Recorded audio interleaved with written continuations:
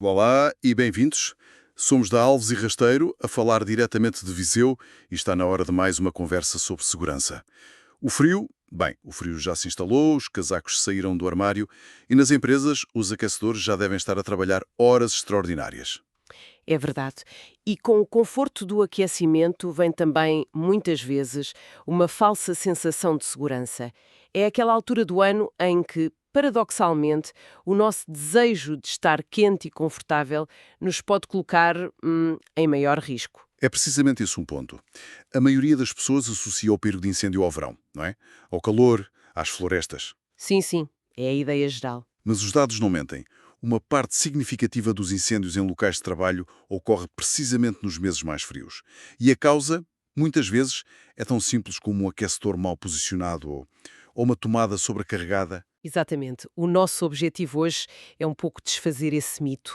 A prevenção é a ferramenta mais poderosa que existe. E queremos partilhar conhecimento prático, dicas para que todos os locais de trabalho possam atravessar o inverno, não só de forma confortável, mas acima de tudo em segurança. Ótimo. Então, vamos direto ao assunto. O que é que torna o inverno, que parece tão inofensivo, numa estação tão crítica para a segurança contra incêndio nas empresas? Bem, é uma excelente pergunta. No fundo, é uma espécie de tempestade perfeita, que se forma a partir de três fatores principais. Uma tempestade perfeita? Sim. O primeiro, e se calhar o mais evidente, é o aumento brutal do uso de equipamentos elétricos. De repente, ligam-se aquecedores, desumidificadores, mais luzes porque os dias são mais curtos, e a infraestrutura elétrica, que durante o resto do ano funciona tranquilamente, entra em esforço. Ah, claro. E essa infraestrutura nem sempre está preparada para essa carga extra. É como pensar num circuito elétrico como uma autoestrada, certo?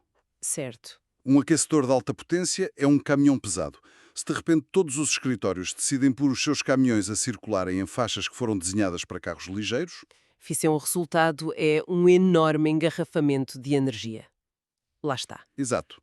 E esse engarrafamento gera calor. E o calor é o primeiro passo para um incêndio. É a analogia perfeita. Depois, o segundo fator. Transformamos os nossos espaços de trabalho em caixas fechadas. Para não deixar fugir o calor. Precisamente. Fechamos janelas, portas, tudo. E isto cria um ambiente com muito pouca ventilação. E no caso de uma pequena ignição, a falta de oxigênio não apaga o fogo, como se poderia pensar. Pelo contrário, Pelo contrário, permite uma acumulação perigosíssima de fumo e gases. exato, de gases tóxicos num curto espaço de tempo. E isso torna a evacuação muito mais difícil, muito mais caótica. Ou seja, o mesmo gesto que nos dá conforto, que é fechar tudo, reduz drasticamente o nosso tempo de reação em caso de emergência. Exatamente. E o terceiro fator, que acaba por ligar os outros dois, é o aumento da chamada carga térmica. Todos estes aparelhos de aquecimento geram calor.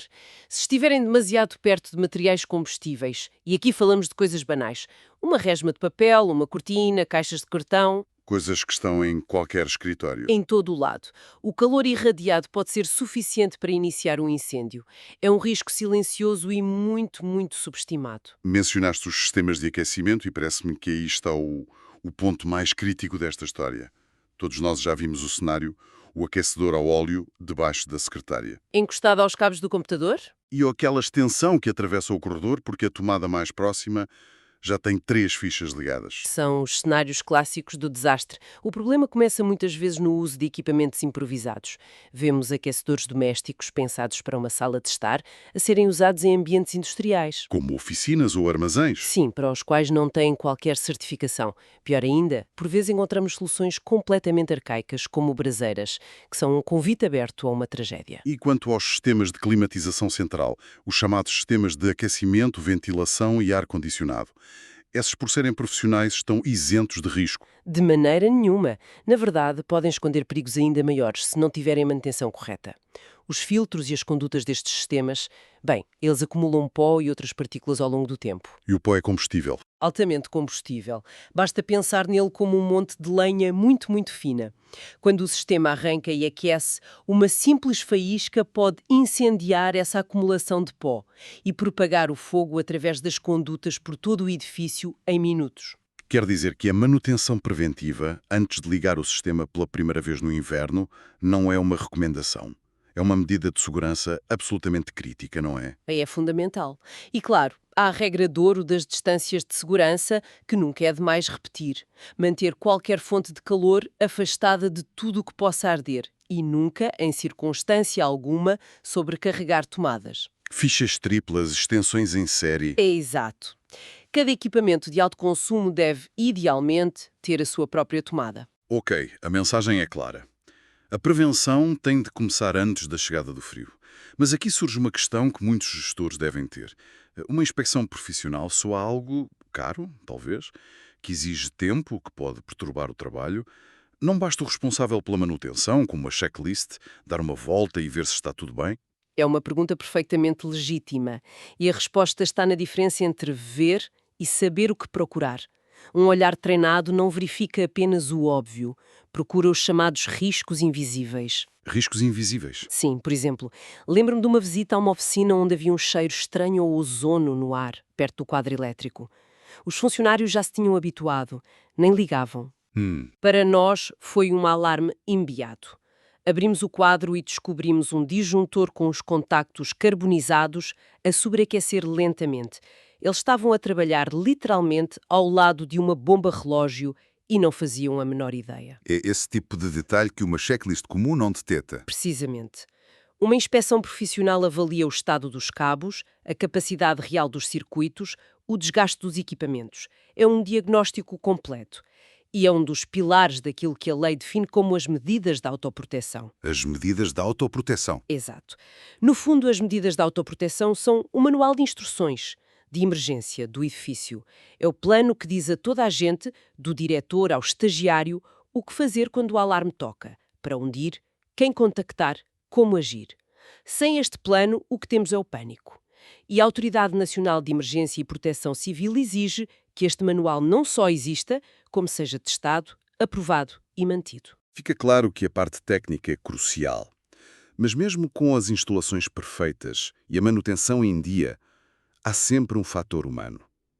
Como é que garantimos que as pessoas no dia-a-dia não anulam todo este investimento em segurança com um simples descuido? Tocaste no ponto nevrálgico de toda a segurança: as pessoas. E a resposta só pode ser uma: formação. E não falo daquela formação teórica em que se passa 1 hora a olhar para slides. Aquela que ninguém presta atenção. Pois, a legislação de segurança contra incêndio em edifícios obriga a que todos os ocupantes recebam formação. Mas para ser eficaz, essa formação tem de ser prática, relevante e adaptada à realidade de cada um. O que é que isso significa na prática? O que é que se aprende? Significa ensinar a um funcionário de escritório a não usar o extintor de CO2 no monte de papéis em chamas, porque só vai espalhar o fogo. Significa ensinar um trabalhador de armazém a reconhecer que a porta corta fogo, que ele usa para escurar com uma palete por conveniência, é o que pode salvar a vida dele e dos colegas. Isso é fundamental. A formação ensina duas coisas: as boas práticas para evitar que o fogo comece e os procedimentos corretos para sobreviver se ele começar. Desde saber o que fazer quando se sente um cheiro a queimado, até saber usar um extintor, se for seguro fazê-lo. É construir uma cultura de segurança, mais do que simplesmente cumprir uma obrigação legal. Exatamente. Uma equipa bem informada é o sistema de segurança mais avançado que uma empresa pode ter. Eles tornam-se os primeiros a detectar um risco e a primeira linha de defesa em caso de emergência. Acho que a ideia principal ficou bem assente. A segurança no inverno não é um bicho de 7 cabeças. É uma cadeia de ações. Começa com uma inspeção técnica para garantir que a casa está em ordem. Certo? Continua com o uso consciente e cuidadoso dos equipamentos no dia-a-dia e fecha com equipas que sabem como agir. Perfeito. A mensagem a reter é mesmo essa. Pequenos cuidados durante o inverno evitam de facto problemas gigantescos. A prevenção é sempre o melhor investimento. E para quem nos está a ouvir e pensa, preciso de garantir que a minha empresa está preparada, qual é o passo seguinte? O passo seguinte é simples: falar connosco.